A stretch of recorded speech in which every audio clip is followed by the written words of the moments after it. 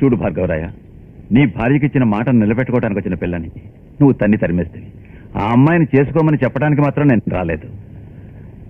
పాపం నా కూతురు ఏం అనుభవించకుండానే పోయింది. నా మళ్ళీ చిన్నప్పటి నుండి అది కావాలి ఇది కావాలని అడిగిందే లేదు. ఏ ఒక్కటి నిన్ను కూడా అడిగుండదనుకుంటాను. నా బిడ్డ చివరి కోరిక కూడా తీరకపోతే ఆ పిల్ల ఆత్మశాంతించదు. ఎప్పుడైతే మల్లికిచ్చిన మాట మరిచిపోయావో అప్పుడే ఇంటికి నాకు ఉన్న బంధం బూడిదయింది. అందుకే మల్లీశ్వరికి మేము పెట్టిన నగ నట్ర బట్టలు గిట్టలు అన్నీ పట్టుకుపోవాలని వచ్చాను. ఏంటి మామయ్య మీరనేది? బాబు, వాడితో ఏమిటి చెప్పేది? మీ వస్తువులు మీరు తీసుకెళ్ళడానికి ఎవరిని అడగాల్సిన అవసరం లేదు. ఉండండి, నేనే తీసుకొచ్చిస్తాను.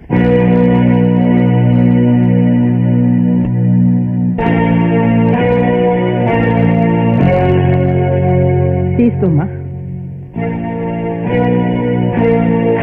మామయ్య, మల్లీశ్వరి జ్ఞాపకంగా నా దగ్గరున్నవి ఆ వస్తువులు బట్టలే.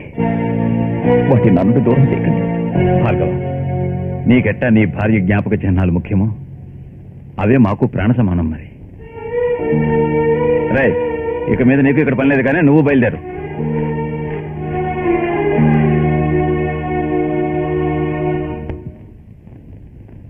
ఏ మంగయ్య, ఈ వీరప్రాయుడు నిన్ను పిలిపించి సరిసమానమైన గౌరవాన్ని ఇస్తున్నాడేంటని చూస్తున్నావా?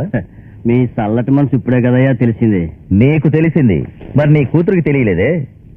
రేయ్, మందు కొట్టిన వాడెప్పుడు చెడ్డ పనులే చేస్తాడని చెబుతూ ఉంటారు, కానీ ఈ వీరప్రాయుడు దానికి వ్యతిరేకం. మందు కొడితేనే మంచి పనులు చేస్తాడు.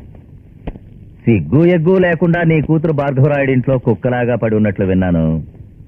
నువ్వు నీ కూతురికి వయసు ముదరకు ముందే పెళ్లి చేసి పంపాలనుకున్న సంగతి విన్నాను. ఏదో నా శక్తి మేర ఒక మంచి పని చేద్దామనేనయ్యా నిన్ను ఇక్కడ పిలిపించాను. ఏంటలా చూస్తున్నావు? పెళ్లి కొడుకును పక్కనుంచుకునే చెబుతున్నాను. రే సరఫయ్య, లెగు. నువ్వు అల్లుణ్ణి బాగా చూసి బాగున్నాడో లేదో చెప్పు. మంగయ్య, పిల్లనిచ్చే వాళ్ళు పెళ్లి కొడుక్కి వరదక్షిణ ఇవ్వడం మామూలే.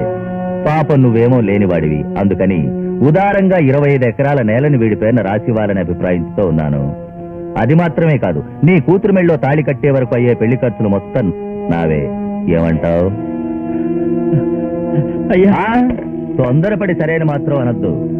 ఇంటికి వెళ్లి నీ కూతురుతో మొత్తం విషయాన్ని వివరించి ఆ తర్వాతే చెప్పు. అట్టగనయ్యా. ఏంట్రా పెళ్లి కొడుక?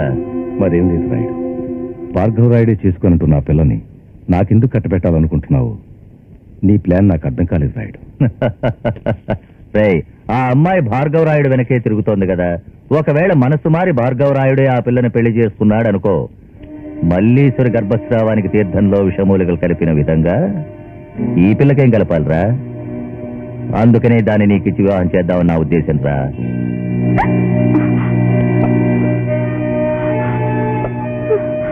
ఇక్కడ జరిగే ఏ విషయమైనా బయటికి పొక్కిందా, కట్టుకున్న భార్యని చూడడు, కన్న బిడ్డని కూడా చూడడు ఈ వీరపరాయుడు. ఓ లోపల ఓమా. అక్క అక్క, మీ నాన్న ఊరేసుకోబోతున్నాడు. తల ఫోటో తీయటలేదురా అక్క?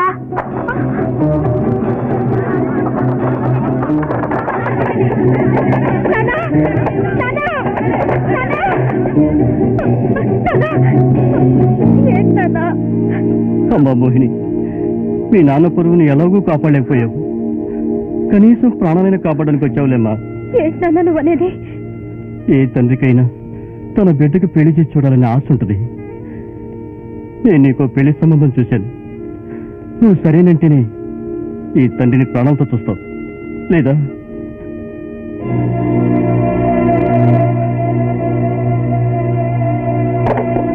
చిన్నబాబు ఆగండి.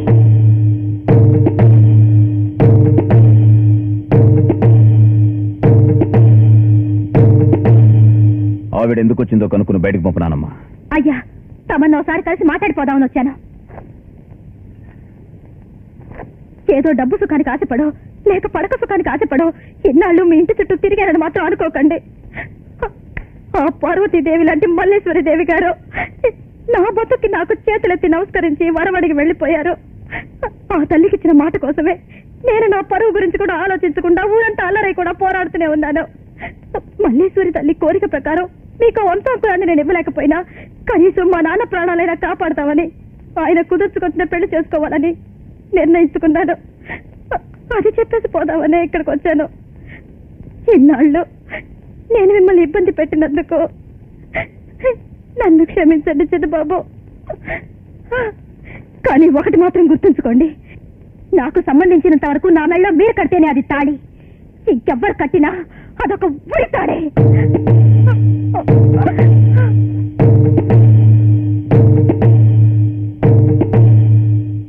అయ్యా, ఏమిటయ్యా ఇవన్నీ? మరేం లేదమ్మా, ఇవి మల్లేశ్వరి పేట్ల మీద కట్టుకున్న పట్టు చీరలు, తను పెట్టుకున్న నగా నట్ర.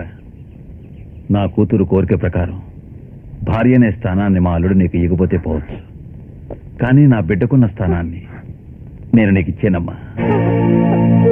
నువ్వు ఎవరిని పెళ్లి చేసుకున్నా సరే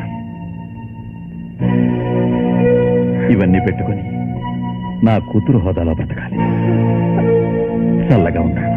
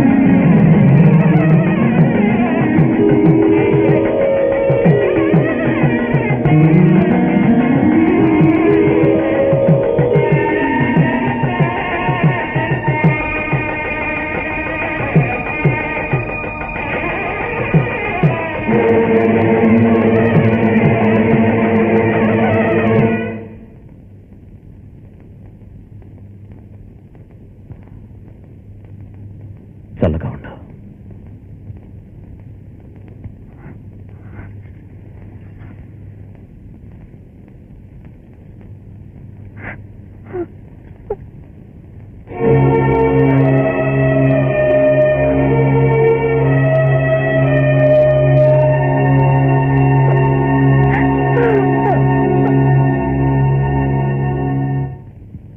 అయ్యా, ఆడపిల్లి వారు వస్తున్నారండి.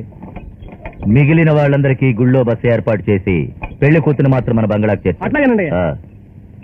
అదేంటి రాయుడు, ఏంట్రా శర్మయ్య ఇబ్బంది పడుతున్నావు? నువ్వు అసలు ఏమంటున్నావో నాకు అర్థం కావడం లేదు రాయుడు. అరే మొద్దు, మొదటి రాత్రి నీదేరా, దానికి ముందు రాత్రి నాకు సొంతం అంటున్నా. ఇదేమన్నా మన కొత్త?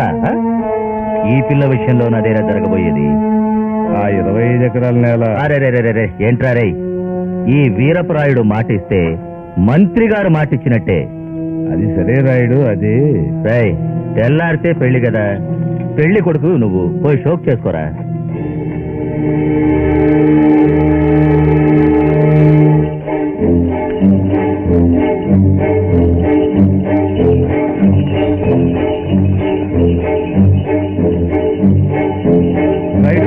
రాయుడు, ఏంట్రా కాకిలారుస్తున్నావు? ఏంటి? మీ తమ్ముడు అడావిడిగా బండి కట్టుకుని పోతున్నాడు. ఆయన భార్గవరాయుడు దగ్గరికి పోతున్నాడు అనుకుంటా. వాడెప్పుడూ న్యాయం ఉన్న పక్కకే పోతుంటాడు. న్యాయంగా వాడెక్కడికి పోవాలనుకున్నాడు అక్కడికే పంపించి. ఏమంటున్నావు రాయుడు? ఈ వీరపురాయుడు తమ్ముడు పార్టీ మార్చాడని ఊళ్ళో నలుగురు అవమానకరంగా మాట్లాడకూడదు ఎప్పుడు.